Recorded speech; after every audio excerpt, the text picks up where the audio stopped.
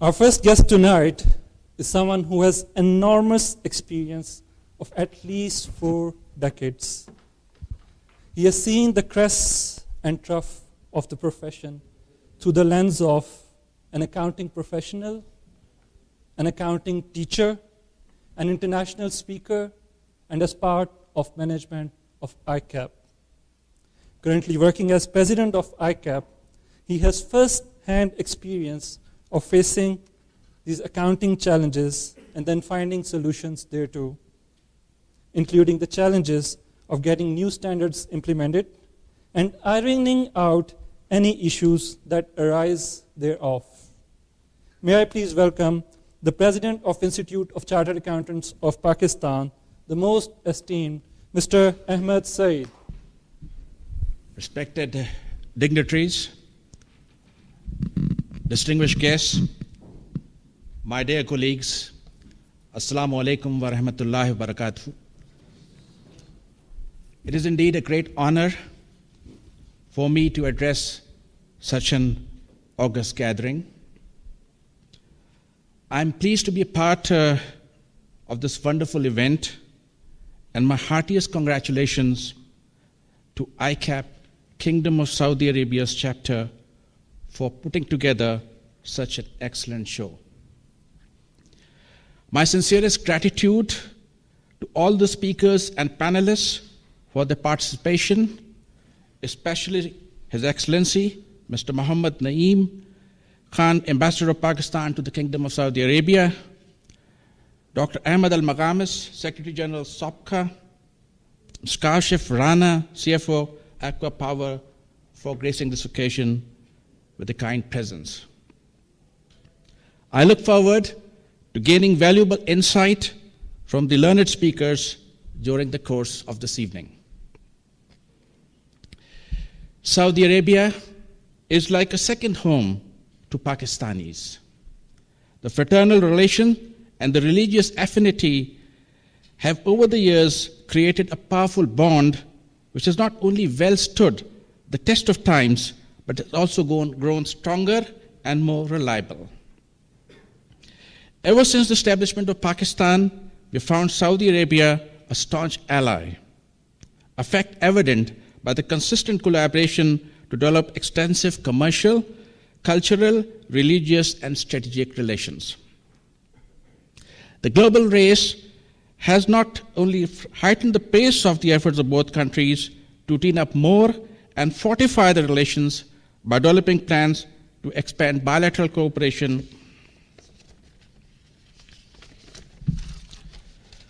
to trade, education, real estate, information technology, and agriculture.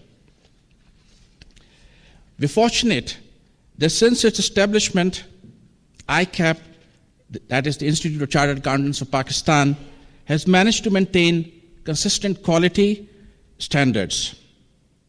The strong technical knowledge combined with strong work ethics has made both the Institute and its members a benchmark of professional competence.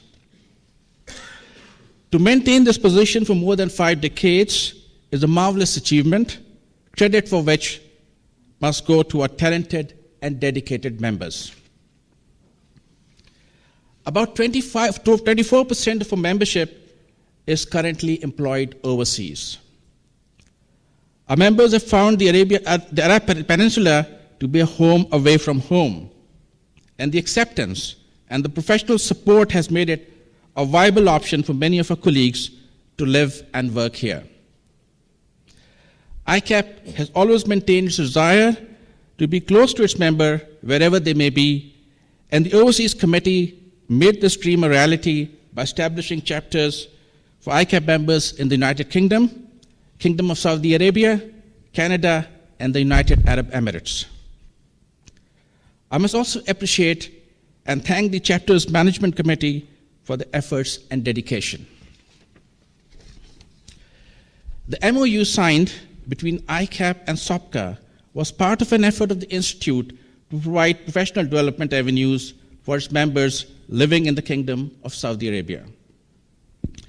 The Institute realizes that in this age of globalization, collaboration and joint ventures are the way forward. The MOU was a part of the Institute's initiative through which both ICAP and SOPCA members could benefit. The theme of the seminar, Global Challenges, Local Solutions, Accounting to the Rescue, is a very apt one. Interestingly, the economic challenges are becoming more complex with the changing political and social environment that we're witnessing throughout the world.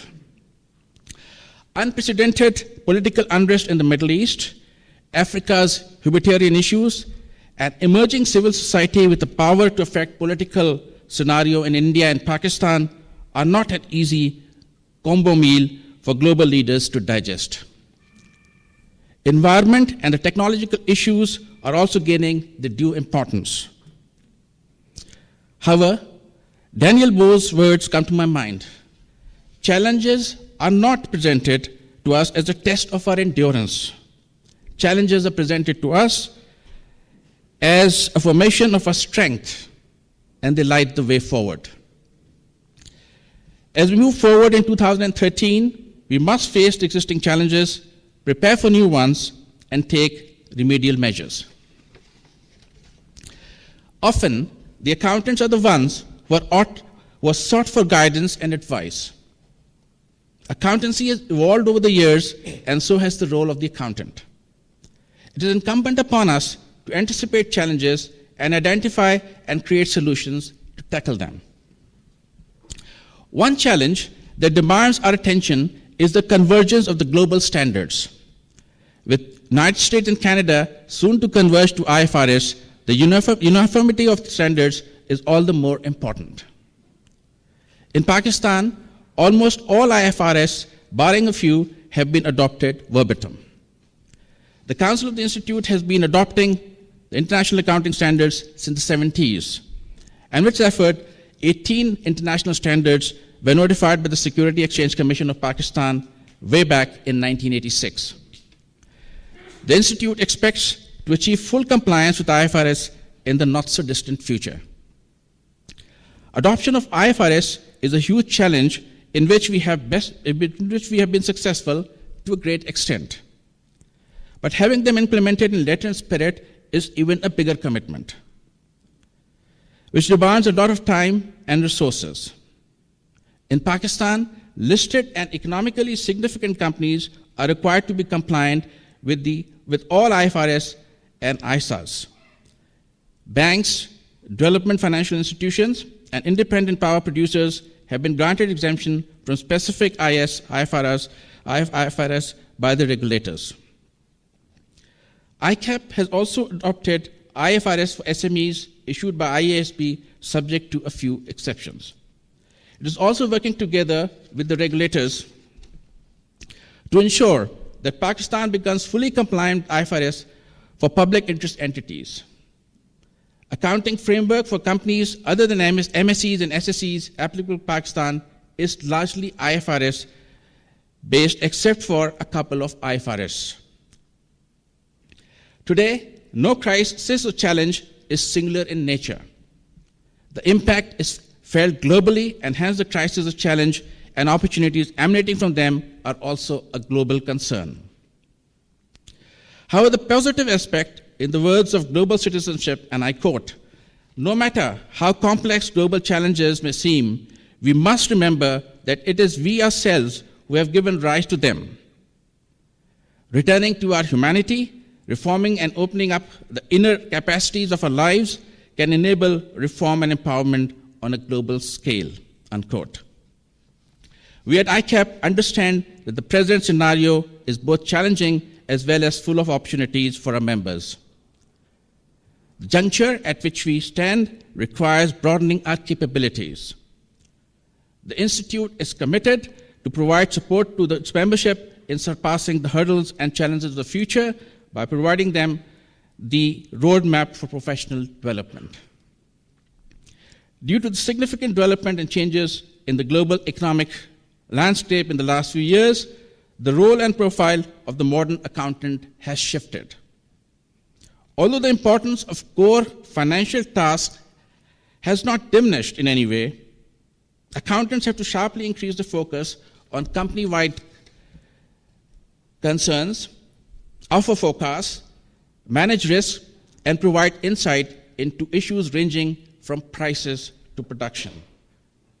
That is why accountants are emerging with far greater clout and responsibilities than ever before.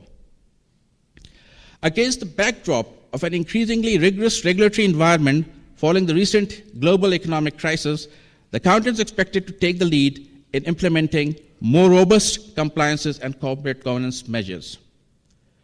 The accountant is also responsible for ensuring that the organization is flexible to adopt and adapt to new finance and accounting standards as well as industry best practices. Notwithstanding the tighter regulatory climate, a balanced perception is essential for enabling an accountant to handle and rise to the challenge. I'm delighted with the way our overseas chapters provide a platform for members away from home to speak and share their concerns and ideas about the Institute.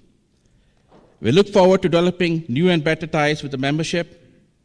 I would like to once again felicitate the chapter officials for their efforts, and I hope that they will perform their duties with the same dedication and loyalty that has become a core value of the Institute's membership.